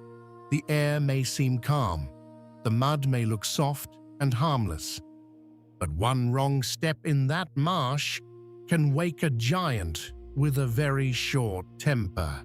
Hippopotamuses live along rivers, lakes, and marshlands across Africa, and they spend much of their day in the water, partly to stay cool and partly to guard the places they call their own. They are built like living boulders, with mouths that can open wider than most people would think possible and teeth made for trouble. By daylight, they may seem lazy, but do not let that fool you. Their world is full of rivals, calves, and danger just beneath the surface. The hippopotamus spends much of its life in water, but it is no gentle river spirit. This animal can weigh as much as a small truck, with adult males often reaching 3,300 to 4,000 pounds or more. That bulk gives it a shape that is hard to miss. Its body is round and heavy, like a giant barrel with short legs tucked underneath. The skin looks smooth from a distance, but it is thick and tough, built for a life that mixes mud, water, and conflict. Its eyes, ears, and nostrils sit high on its head so it can see, hear, and breathe, while most of its body stays hidden. And then there is that mouth. When a hippo opens wide, it is not yawning in a sleepy way. It is showing off a warning. The jaws can swing open to about 150 degrees, revealing tusk-like teeth that can grow up to 24 inches long. The lower canines are especially fearsome. They keep sharpening themselves as the animal moves. In person, a hippo can seem almost clumsy on land, but that impression fades fast when it decides to charge. Its skin is one more surprise. It is sensitive and can dry out under the hot sun, which is one reason the animal depends so much on water, mud, and shade. That layer of skin also gives off a reddish fluid that helps protect it, almost like built-in sunscreen and germ protection rolled into one. Most days, a hippo's routine is built around water. It rests in rivers or pools during the heat, often in groups with only ears, eyes, and nostrils showing above the surface. When evening comes, it climbs out to graze. Yes, graze. For all that power, the hippo is mostly a plant eater. It leaves the water after dark and walks to nearby grasslands, where it can eat many pounds of grass in a single night. It does not spend much time chewing during the day, so the night shift matters. Those journeys from water to pasture can cover surprising distances, and hippos often follow the same paths night after night, carving out muddy trails through the land. Even though they are heavy, they can move faster than most people expect. A startled hippo on land is not something anyone wants to meet. In the water, it looks slow and almost dreamy. On land, it can come alive in a rush. That contrast is part of what makes them so dangerous.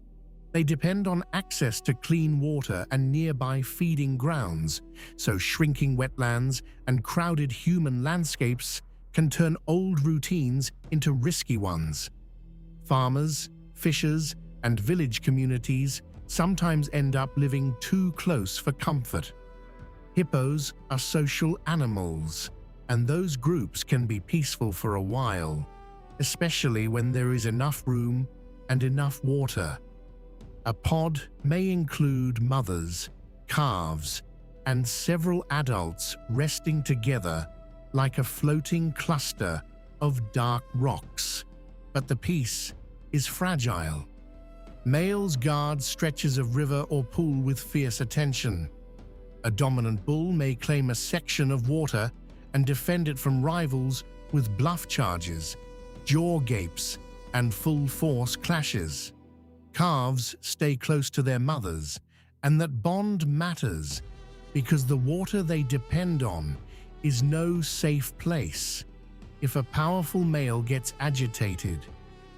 A mother hippo can be especially dangerous when protecting her young. She will not hesitate to place herself between danger and her calf. Hippos also communicate with grunts, snorts, and low calls that carry across water. At night, those sounds can roll over a marsh like a warning drum. They may seem slow and heavy, but their family life is built on alertness, space, and a constant sense of territory. And that matters far beyond the hippo itself. By moving between water and grassland, hippos help shape the places they live in. Their trails create pathways. Their grazing influences plant growth. Their waste even feeds fish and other water life downstream. In a quiet way, they help keep river systems working. But they also remind us that even a peaceful-looking wetland can hide raw power. One moment, the marsh looks still. The next, a giant rises, and every animal nearby remembers who owns the water. At dusk on an African riverbank, the light turns gold, and the air cools fast. Egrets settle into the reeds. Waterbucks slip toward the edge to drink. Then the hippos begin to stir. First comes a grunt, then a splash.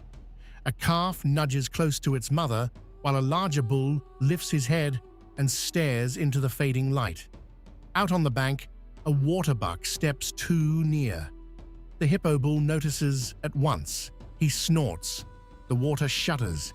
The antelope freezes, then bolts back into the grass. A little farther off, crocodiles lie still as driftwood, waiting for their own chance. For a moment, the whole river seems to hold its breath, but the hippos keep their ground, steady and immense, reminding every other creature that this is their water, their mud, their night. And when the tension passes, the marsh settles again into a dark, living calm.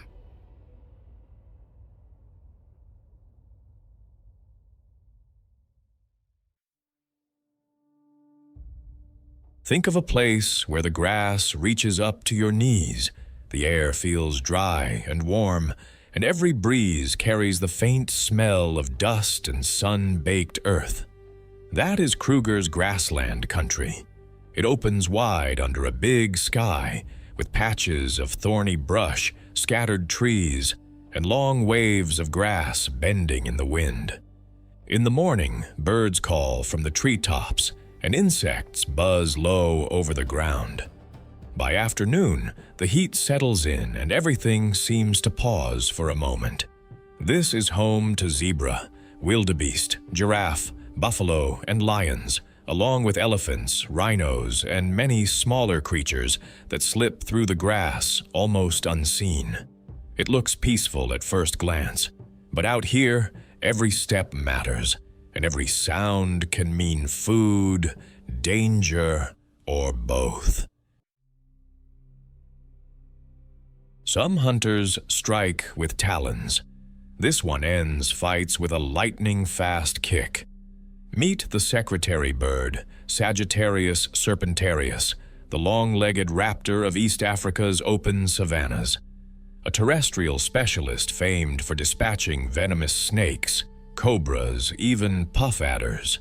It throws kicks that land with up to 5 times its own body weight in under 15 milliseconds, often aimed straight at the head or neck. Picture an eagle riding on crane legs.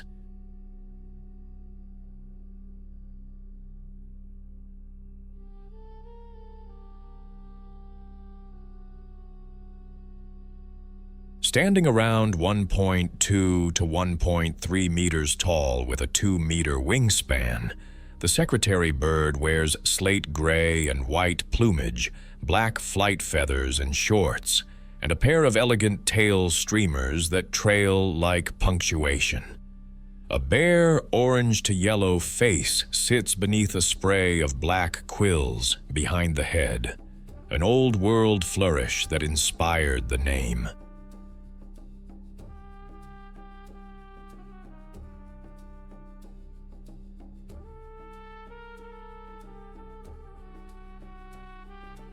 But the real story is below the waist. Extraordinarily long, scaly, horn-covered legs clad in tough keratin scutes, built to take impacts and deliver them back. Toes are blunt and widely splayed for stomping stability, not perching theatrics. Inside, long tendons and a hinge-like intertarsal joint act like a sprung hammer, letting the bird snap its foot down with surgical speed, measured strikes that can stun, daze, or kill in a blink.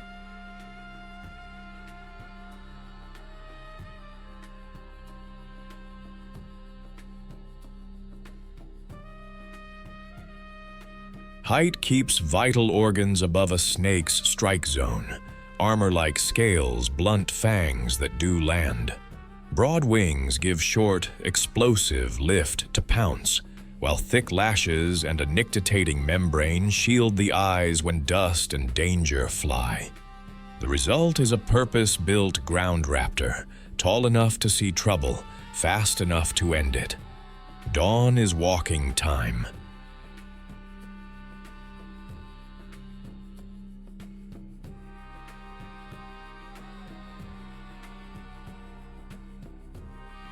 Secretary birds leave their roosts and drop to the grass, covering kilometers with that purposeful, high-stepping stride. Eyes scanning, toes probing, and the occasional drum roll of rapid stamps to flush whatever's hiding.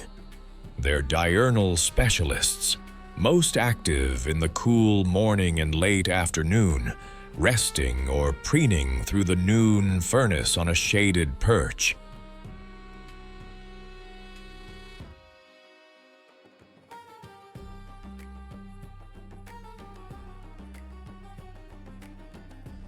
The menu is whatever the savannah serves: snakes, lizards, rodents, hares, young birds, and swarms of big insects after rain or fire.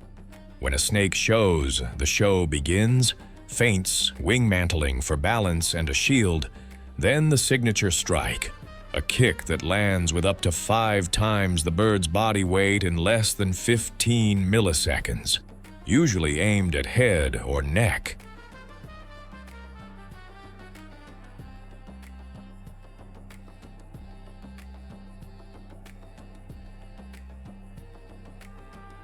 Big serpents get dazed with repeated blows, pinned, then grabbed behind the skull with a precise beak jab. Small prey is stomped and swallowed on the spot. They'll shadow fresh burn scars where fleeing creatures are exposed, or patrol along game paths where movement betrays itself. Each step is a question. Each kick, an answer no snake wants to hear. These ground raptors run on partnership.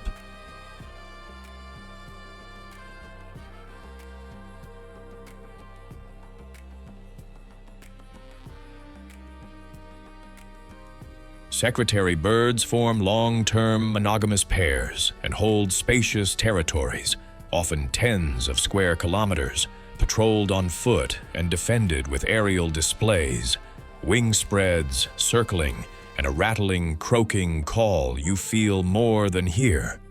Pairs often forage in loose tandem, 10 to 50 meters apart, flushing prey toward each other with the kind of non-verbal coordination that comes from years of walking the same lines.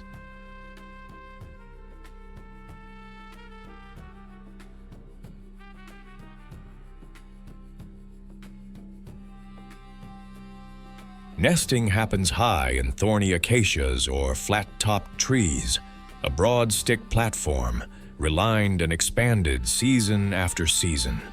A clutch of 1 to 3 eggs incubates for roughly 45 to 50 days, both parents sharing the sate and the night watch. Chicks are fed by regurgitation, shaded under those broad wings, and fledge at around 3 months. But they stick with their parents for weeks more, trailing the patrol and practicing the family martial art on dropped prey and unlucky lizards.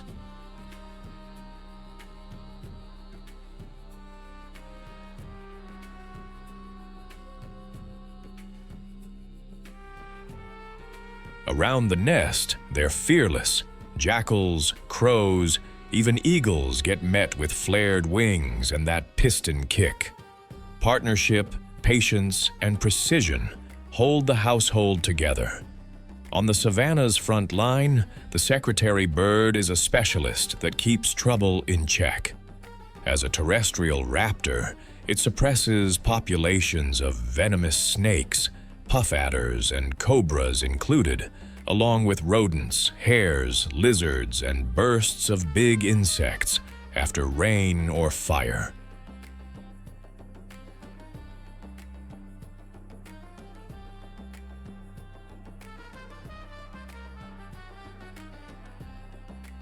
That control ripples outward. Fewer ambush snakes around ground nesters and antelope nurseries. Fewer crop-raiding rodents near people. Its toolkit is purpose-built for this job. Scaly, horn-covered legs that deliver kicks with up to 5 times its body weight in under 15 milliseconds. Long, elevated limbs that keep vital organs above a snake's strike zone. Keratin armor that blunts fangs. And sharp vision to read the slightest grass twitch.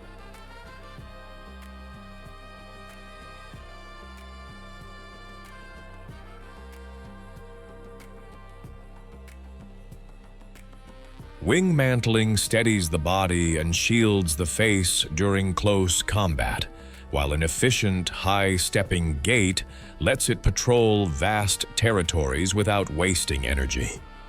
Dependent on open grasslands, it now faces shrinking habitat, fencing, and power line collisions, pressures that have pushed it toward endangered status.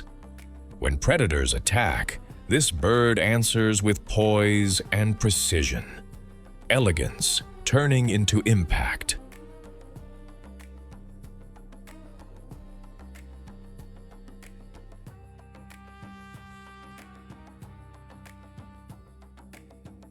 The secretary bird embodies guardianship on long legs, a living reminder that courage can be calm and decisive.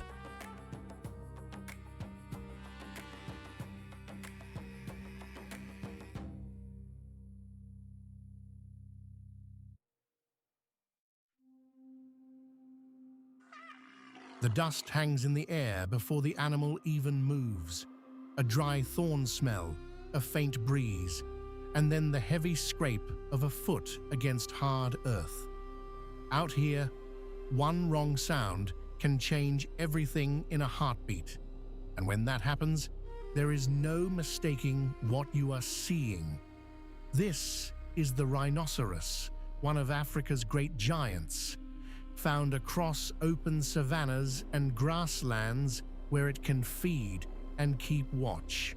It may seem calm from a distance, but that calm can vanish in an instant. An adult rhino can weigh up to 3,000 pounds, and its thick hide looks almost like a suit of folded armor. The horn on its snout is made of keratin, the same material as our fingernails, but in a rhino, it becomes a serious weapon. What makes the rhino so striking is that mix of bulk and caution. It lives with its senses on alert, ready to react before most animals even know trouble has arrived. Yet for all that power, the biggest danger it faces is not another rhino. It is people. Poaching for horns has pushed these animals to the brink, and in many places, rangers now patrol day and night to protect them. Some even dehorn rhinos to help keep them alive, a sad sign of how hard the fight has become. A rhino usually lives alone, which suits its watchful nature. It does not need a crowd to feel strong. It moves through the grass with a kind of stubborn purpose, using smell and hearing far more than eyesight. Its vision is poor at a distance, so anything unfamiliar can trigger a quick response. A snapped branch, a strange scent on the wind, a distant call. That can be enough to send the animal straight toward the source, horn first. It is not trying to be reckless. It is trying to survive. When feeding, rhinos spend long hours grazing, pulling in grass, and moving slowly across their range. They need good ground, steady water, and enough space to keep out of trouble. Their bodies are built for endurance more than grace. The legs look short under all that mass, but they can carry an enormous load. And when that body starts to move faster, it is a powerful sight. Not fast like a cheetah, more like a runaway truck across the plain. Family life in rhinos is usually simple and tense all at once. Mothers raise calves on their own, staying close enough to protect them, but not so close that they become easy targets. Young rhinos depend on their mothers for safety and for learning the rhythms of the land. Later, when breeding season comes around, tensions rise. Adult males may drive away a female's calf to push her back into mating sooner, and clashes between males can drag on for hours. These fights are not small scuffles. They are hard, grinding battles where horn meets horn, and neither side wants to give ground. Nearly half of all natural deaths in the species can come from those fights. Still, the biggest threat remains human hands. Horns that have no real healing power are still hunted for profit, treated as if they were gold. That is why every saved rhino matters so much. It matters not just because the species is beautiful, but because it helps shape the savannah itself. Rhinos open up grassland as they feed, and that creates space for smaller animals and new growth. They are part of the great engine of the plains, even if they mostly work alone. And when you see one standing there in the heat, shoulders rising and falling, you can feel just how ancient that power is. Then the rhino lowers its head, snorts once, and walks on, carrying the whole weight of survival with it.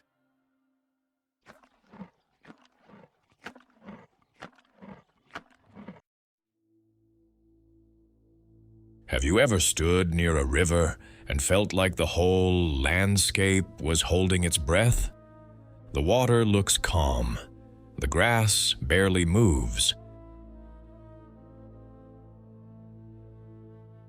But out there, under that calm surface, and in the dust beyond it, danger is already awake.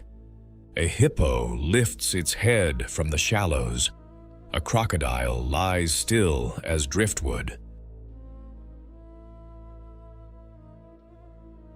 On the bank, a lion watches. Not far off, a rhino stands like a living boulder, and an elephant looms behind the trees, massive and unhurried. This is the kind of moment the savannah is built on. One step too close, one wrong move. And everything can change. In a place like this, power is never far away, and survival depends on who blinks first. Now, let's follow that tension down to the water's edge. The riverbank is a place of warm mud, crushed reeds, and sharp smells that hang in the air like a warning. The ground is soft underfoot, then suddenly slick near the waterline. In the heat of the day, it can seem almost sleepy. But this is where hippos wallow, crocs wait, lions drink carefully, rhinos cross in the open, and elephants arrive like moving walls. Each one belongs here. Each one knows the others can be trouble, and when they all meet in one place, the whole scene feels charged from the first second. It starts with the hippo. Heavy, half-hidden, and angry at the edge of the channel, it rises from the water with only its ears, eyes, and nose showing at first. Then the crocodile shifts nearby, not rushing, not panicking, just sliding one blunt shape through another. That stillness is its trick. It can wait longer than almost any animal on the river. The lion sees both of them and does what lions do best. It judges. It leans back from the water, not out of fear, but respect. A pride can bring down big prey on land, but a riverbank is a different story. Here, the lion is not in charge.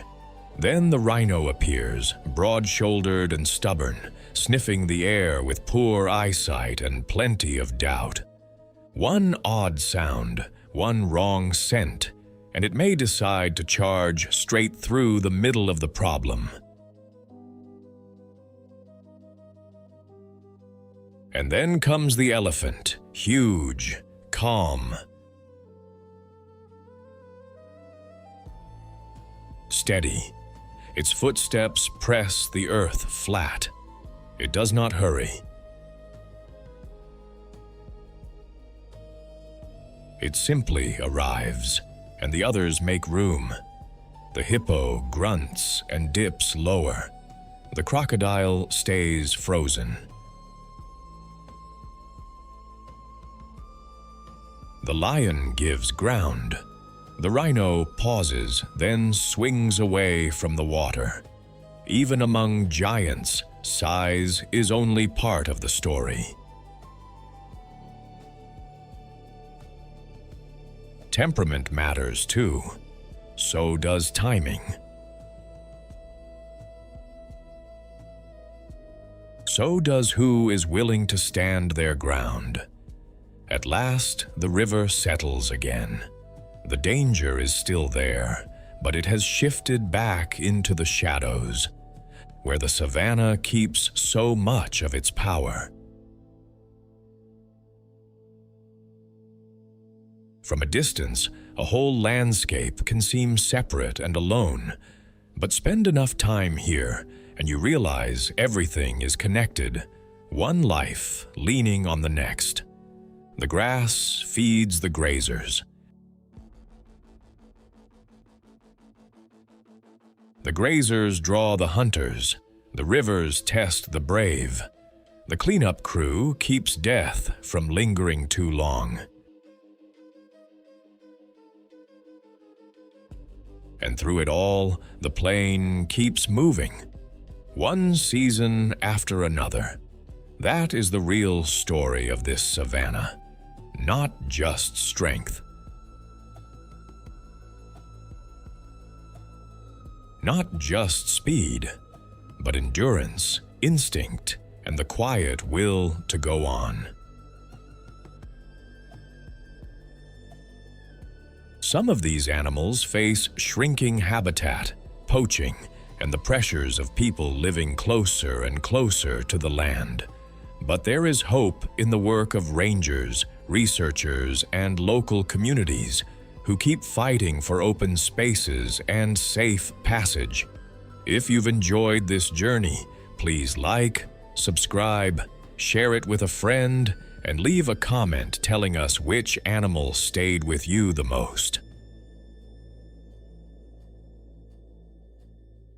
And wherever you are tonight, I hope you carry a little bit of this wild country with you.